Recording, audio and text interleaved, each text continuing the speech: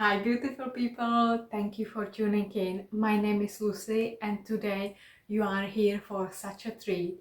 It's completely something random as always, if you know me by now. And we are going to make a tea from rose roasted branches. What? I know. I came across of this and it got me really excited. It's something unusual for me and I really need to try it myself. So I've got my stash of rose branches and I'm gonna roast them in the oven and then I will tell you more about it. So I don't know what to expect, but I am really excited. So let me tell you more. This tea is really good in sort of like winter time when we eat loads of sweets, especially during Christmas or have a meal. So our bodies can be sort of like acidic, and this really helps us to get our body more alkaline, and it's something from the wild as well. But I've got here combinations, so the little ones I need to be careful, obviously you've got the thorns there. So this is a wild rose. It appeared in my garden for some reason, and this one is like a normal rose which I grow in my garden. And I did some pruning and I was thinking, oh my gosh, I was reading the article and I really need to save this. So what you need garden scissors, and you cut it in sort of these pieces. I don't know, it's about like 10 centimeters. Like the smaller the better, because it's really easy to store in the jars afterwards, so you don't want to have something really big and then you won't be able to close it into the jar. Once you cut them, obviously I say it again, like be careful, because you can see loads of like thorns, so this will be ouch, and I'm gonna say I told you be careful, so really watch out for these. And then you let it dry completely. What I did, I literally let it dry like that. I had a few of them, so they had more space for the air, and they air dry pretty good. So you can either put it into dehydrator. I've got dehydrator, but I didn't bother in this case. I just let it in the room temperature for a couple of days.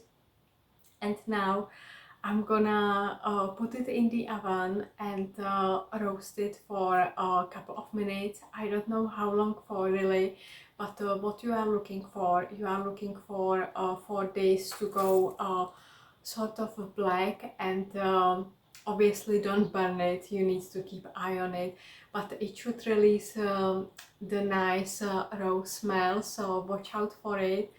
Once it is, you let it cool off, and then you can put it in glass jars, and they will store like for a couple of years, even like that, what I was reading. But yeah, for me it's better to use it within a year, then I feel like I'm ready for something fresh. And once you have it cool off, I will show you what it's gonna look like when I roast it. I don't know yet, so these are in the dry stage. How you make the tea? So basically you pick up about 5 to 10 of your lovely pieces, put them into hob, put some water into it, and bring it to boil, and you sort of simmer it for 5 to 10 minutes. You will see, obviously it will start like clear liquid, but it should darken up, and it should have like really nice brown color. And the best way to enjoy it is have it as a hot beverage, and You can play with it, you can put some honey in it. If you've got infused honey from your garden, even better. I also read, you know, we are in England, and here we love to put milk in our tea, so you can try it with milk as well, or whatever is your favorite combination. And I'd like to talk more about rose. So what can you do with this? This year I've got here rose hips.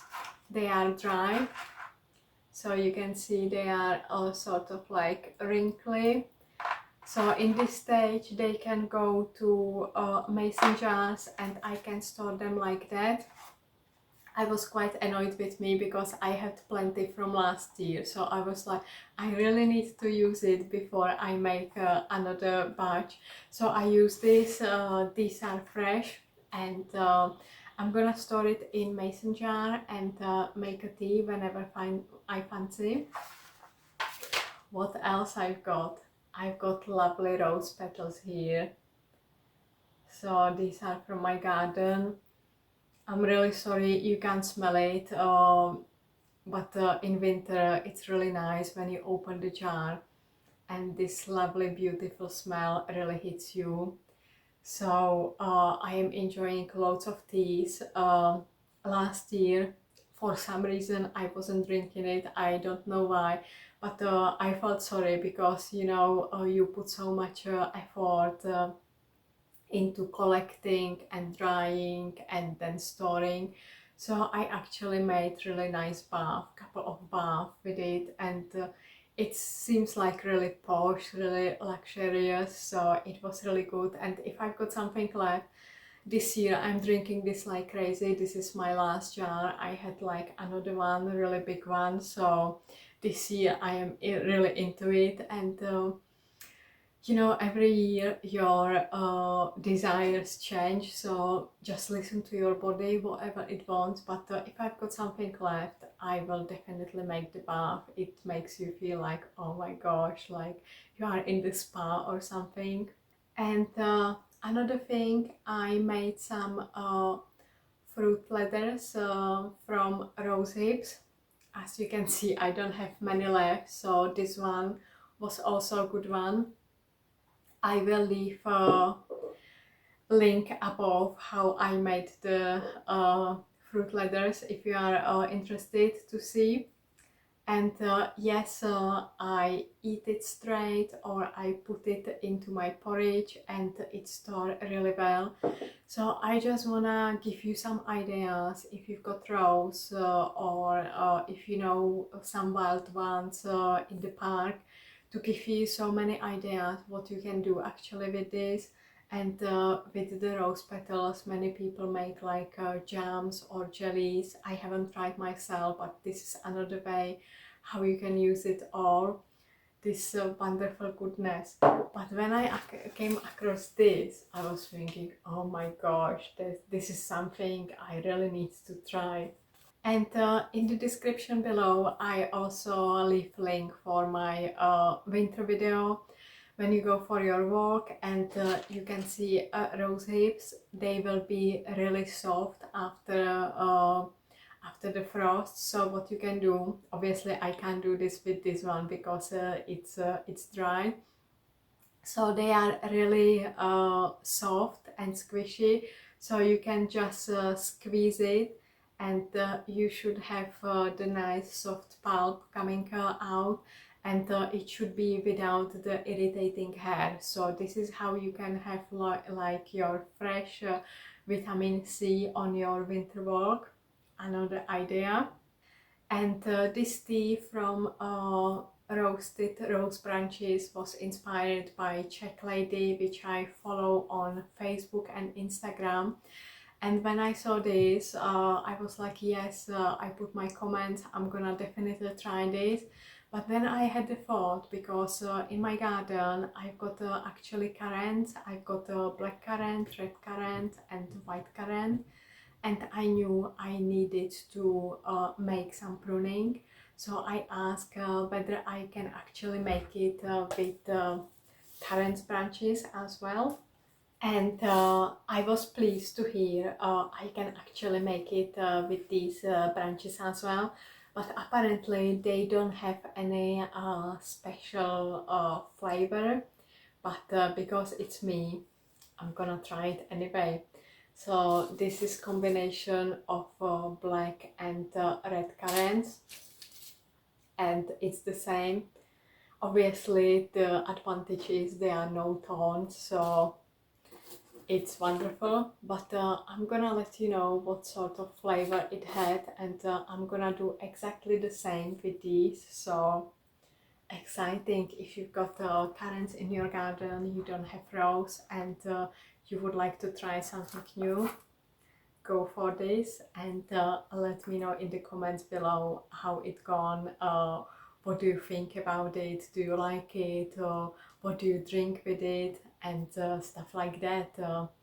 Let's get some inspiration. And I just wanted to mention about your roses. Please make sure you pick it up from clean location. So this is from my garden, a combination of wild rose and also normal garden rose, but I don't put any chemicals, any sort of sprays and nasty things on my roses, so please make sure it's nice and clean. And if you go for the wild version, be mindful where you are picking this from, so everything is nice and clean for you. Okay, so I'm gonna roast it in the oven. You can also roast it dry in the pan, but obviously be very careful because this can scratch the pan. So I am going for oven method. If you are used to outdoors cooking, you can also make it in ash. Just put it in some tray, and you can sort of roast it outside, the white version, so it will give you different tastes, sort of like smokiness. So this is another idea for you. And I've got the thick ones here, and the wild rose, I've got it really small, so you can see the branches are really thin, so I'm not gonna put it together. I will make different batch because these ones are much thicker, so I don't want to get the tiny ones burn. And then I will make another batch with the currants, and yes, I can't wait to taste this. So in the oven it goes. Okay, so first batch is out. As you can see, it's much darker. I've got another batch in with smaller, thinner branches, so I'm gonna keep a close eye on it because it's not gonna take so long. I let it cool off, and then I'm gonna store it in mason jars. Exciting times. Okay, and now I'm gonna make some tea. So I'm gonna boil it for 10 to 15 minutes, something like that, and I will see whether it releases a nice darker color. It's been bubbling away for some time. It slightly changed color, but not too much. So let's see what it's gonna taste like. And here it is. Our tea is ready. I'm gonna strain it, and here we are. Our tea is ready, made from roasted rose branches. Something new and unusual. Woohoo! Let's go and enjoy it. Check this out.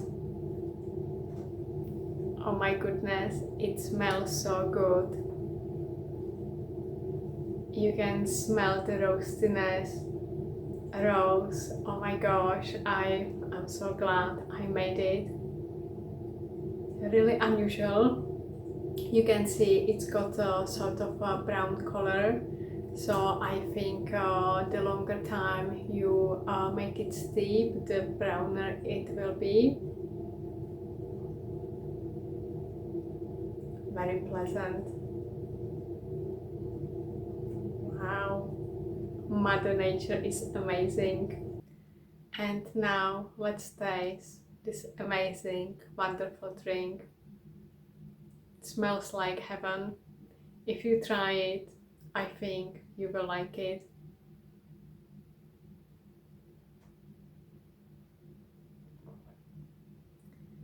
It's the sort of like roastiness, toastiness, rose, everything like it's combined. It's really hard to explain. So I think now it's your turn.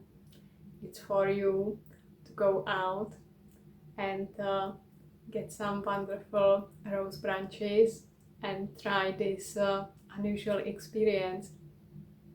Just savor the moment. This is wonderful for winter time. And if you wonder when is the best time to collect the branches, the ideal time is either early spring. So basically the branches needs to be bare, no leaves, no petals, no flowers. So either early spring or autumn time it's ideal because you know the leaves fall down. But you can also do this in winter. There is snow, there is nothing, but you will have the lovely branches standing. So you've got a really big period of time when you can try this one. And if you have it in the garden, just try one from your garden if you like. So cheers to the good life.